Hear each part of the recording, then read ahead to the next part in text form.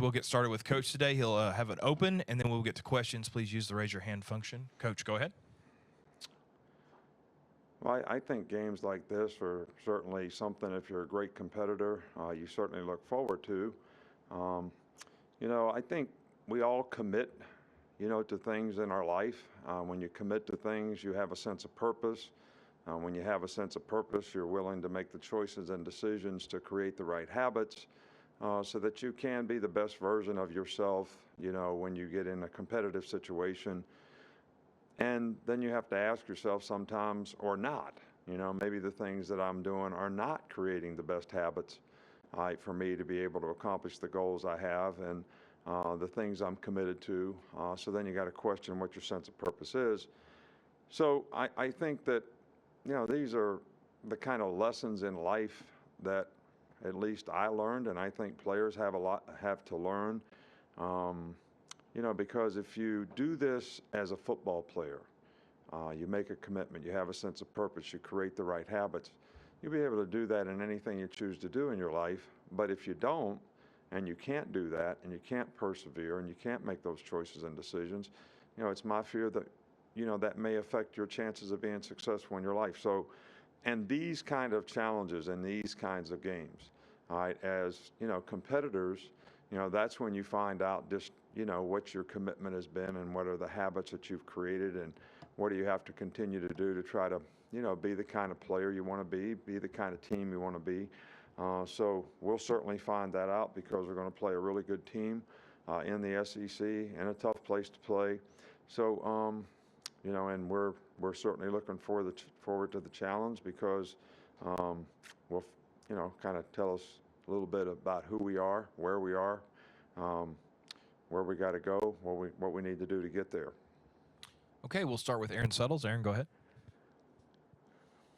Coach, you've played in a lot of these games, a lot of top 25 matchups in your career at Alabama. And I know every win is important because they're hard to get. But is there any memorable ones that stick out to you that meant maybe more to you than others?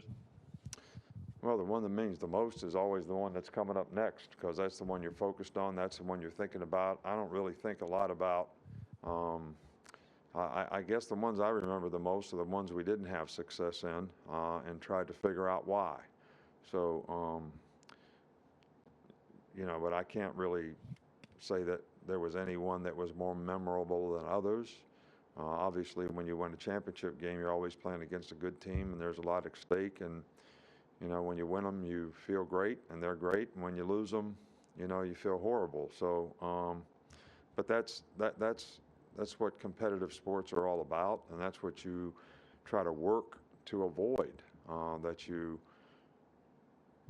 can have success, and you don't have that feeling of what it's like to lose. We'll go to Nick Kelly. You've talked a few times this week about they've got some quarterbacks who can run, but they've also hit on some deep passes as well to start the season. What's the key to defending both well at the same time? Well, it's not easy because when the quarterbacks are good runners, they're obviously, as I've said before, they have an extra blocker. So you have to be +1 in a running game all the time. And when you do that, you can't be +1 in a passing game. So, players have to be really disciplined, and you got to do a good job of keeping people cut off, keep people in front of you, have a good understanding of, what we're playing, what we're doing. I think you do have to do a good job of pushing the pocket. I mean, it's a team defense thing. These guys can throw the ball. I've never ever said that they weren't good passers. I just said that they were really good runners, and they are very effective passers, and they've got good skill guys, and they can make big plays. So that's what makes them, one of the best offensive teams in the country. And we'll have to play really well together as a team to be able to slow them down. We'll go to Charlie Potter. Hey, Coach, just after watching the film of last week's game, what did you think of the way that Drew Sanders played, stepping in there for Chris Allen? Played really well. He did a really good job. I think he was one of the players of the week, I think. But he did a really good job. And, he's a good football player. And I think the more experience he gets, the more reps that he takes, the better he gets. Chris was a really, really good player for us. And, a really tough loss for us. But, I think, Drew certainly took advantage of the opportunity that he had and did a really good job. We'll go to Michael Casagrande. I know this time last week you were unhappy with some of the practice habits from the team. What have you seen this week in that regard? We've had a lot better energy, a lot better focus, really practiced a lot better. So I'm not disappointed in the way we're preparing for this game. We'll go to Taylor Kaufman. Taylor? Taylor, you're muted. Thank you. Hey, Coach, you were talking about perseverance. Just talk about how Brian Robinson has shown that and just how his role's evolved. Yeah, B-Rob has really done an outstanding job, I think. He's been here for 5 years. 4 of those years he played, but he was never the guy. He played on special teams. He played some backup roles. He got some opportunity, probably not as much as he'd like.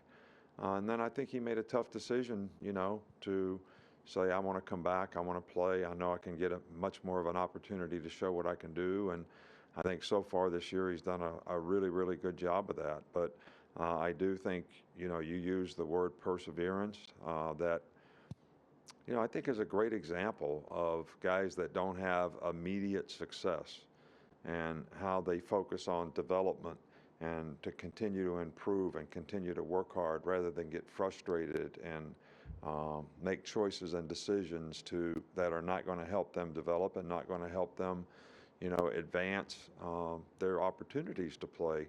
And I think, B-Rob certainly never did that.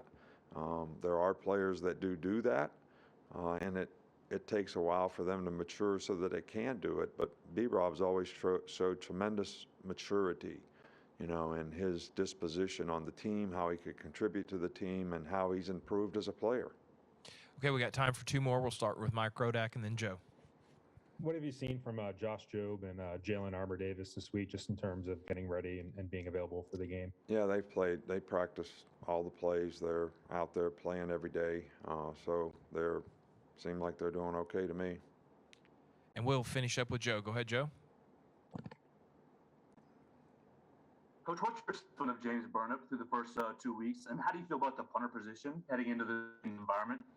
Yeah, well, I think James has gotten better each game, and he's actually probably had his best week of practice this week. And I think he's got a lot of potential, and I think he'll continue to improve as he gets more experience and more confidence. So we're pleased with him, and I feel much better about that position than maybe I have the past couple of years when we haven't had very good performance at that position. I think we can get even better than what we've done to this point. I expect that, and I think James is the guy who can do it. Okay, Coach, that's all we got.